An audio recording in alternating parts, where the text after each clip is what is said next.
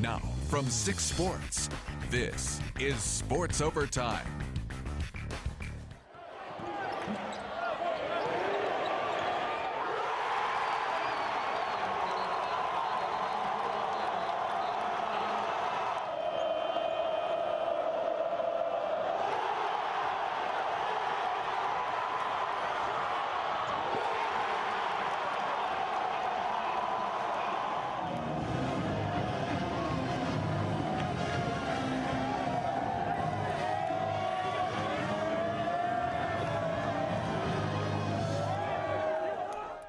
And that big post-game smile on the face of Bryn Forbes really says it all. Now, usually 2 unranked teams in the middle of the Big Ten standings playing on a snowy Super Bowl Sunday doesn't really add up to a marquee matchup.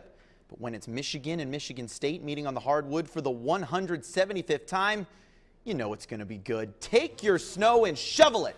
That's what Spartan Nation said today, braving the brutal weather to pack Breslin for yet another thrilling matchup with those hated rivals from A2. Wolverines once again shorthanded. Derek Walton and Karis LeVert both on the bench with crutches. Despite shooting 29% in the first half, Denzel Valentine and the Spartans closed strong before the break. 29-24 lead for the green and white.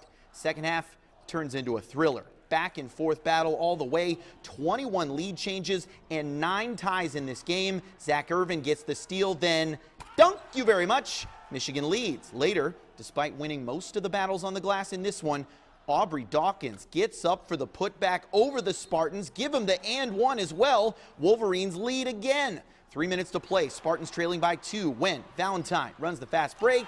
Alley-oop to the birthday boy. Happy birthday, Brandon Dawson. We're tied up again. 1.5 to play now. Travis Trice going to hit the accelerator, drives and hits Bryn Forbes wide open in the corner. Oh, that's one of many reasons why he came back to Lansing to play for MSU, his signature moment against Michigan. How about that grin on Bryn, too? Spartans lead by 5, but the Wolverines won't go away. Valentine can't hit the front end of a 1-and-1. Wolverines down 2, now with a chance to tie. Volleyball match at the rim. Max Bielfeldt tips it in. Game tied at 66. No stoppage in the final sequence. Izzo lets them play. Trice launches a 3. Oh, that's too deep and too late to get a putback either. Izzo not pleased with his senior guard. But in the extra frame, the Spartans dominate. In fact, the Wolverines failed to score a single point. Valentine leads with a game-high 25 points. And how about a little green and white icing on the cake? Matt Costello swats the shot. Trice feeds Valentine. Ball game. Despite letting a 5-point lead slip away at the end of regulation, the Spartans run away in overtime, 76-66. Audrey Dahlgren has more now from Breslin.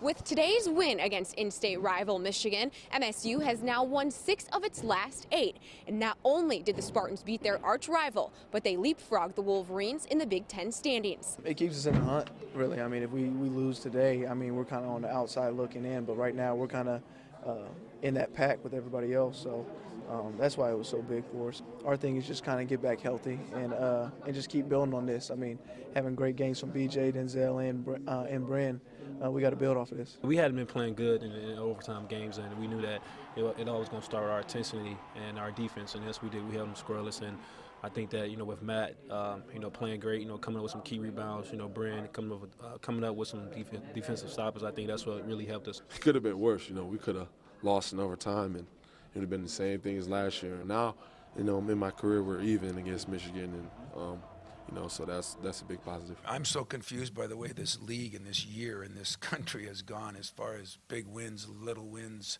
I mean, I don't think it's Michigan State I don't think it's just in the Big Ten. I said all along, I love my team, I love the guys. But when a couple guys make the errors that we made on a switch today, I had to inform them that there were many players in the crowd that in front of 15,000 people would have grabbed somebody and made sure that he knew. And we're just not getting that yet, and I think we need some of that. In other words, players holding players accountable is very important in great teams, and we're not a great team yet. The Spartans are now tied for second place in the Big Ten with a 6-3 record. And in case you were wondering, MSU is 4-3 all-time on Super Bowl Sunday, which means football junkie Tom Izzo not only gets to enjoy the game, but his 60th birthday celebration. At the Breslin, Audrey Dahlgren, 6 Sports. Michigan held MSU in check during the first half, but allowed the Spartans to make 71% of their shots after halftime. It's hard to gauge just how good this Wolverine team can be. With so many missing pieces due to injury and illness, their game just seems to come and go, proven again today by their gritty last-minute comeback, followed immediately by a scoreless overtime. Anytime, you play against Michigan State, it's going to be a really good game. It's a war out there. Obviously, coming here in a hostile environment, we didn't get the end result we wanted, but it was a really good experience for our guys, especially our young guys, to learn from. This rivalry is really something special. There's a lot of passion between both teams, and you come to their place or they come to our place, and the students are going to show up, be loud, and it's interesting for the young guys to see it for the first time and kind of really see the length that this rivalry goes to. So it's a great environment. It's just tough, couldn't pull it up. We have to grow from these experiences, and we're growing right in front of our eyes, and I think down the road this will all really pay off. But our kids played a heck of a game, terrible overtime, but those other 40 minutes were really good. Tough day all around for Wolverine hoops. The women pay a visit to number 15 Nebraska and fire out of the gate, leading by as many as 14 points in the first half. 8 total points and 5 rebounds for Sierra Thompson, seen right there. But the Huskers use a 26-5 run in the second half to grab a 15-point lead, and they never look back from there. Michigan falls 75-60. Wolverines now 5-5 in the Big Ten Conference. And the rivalry games continue for Michigan and MSU later this week. Spartans host the Wolverines in women's hoops on Thursday at 7 p.m. Then on Saturday night, the hockey teams do battle outdoors in the Hockey City Classic at Soldier Field in Chicago. Now, I know it's all been Spartan and Wolverine talk so far, but coming up, we get to that other big game played today. Seahawks and Patriots come down to a nail-biting finish in the Super Bowl thanks to a pair of wild pass plays in the closing moments. You'll see them both up next in Sports Overtime. You are watching 6 Sports Overtime. Welcome back. The MSU overtime win over Michigan served as a tasty appetizer to the Super Bowl this evening.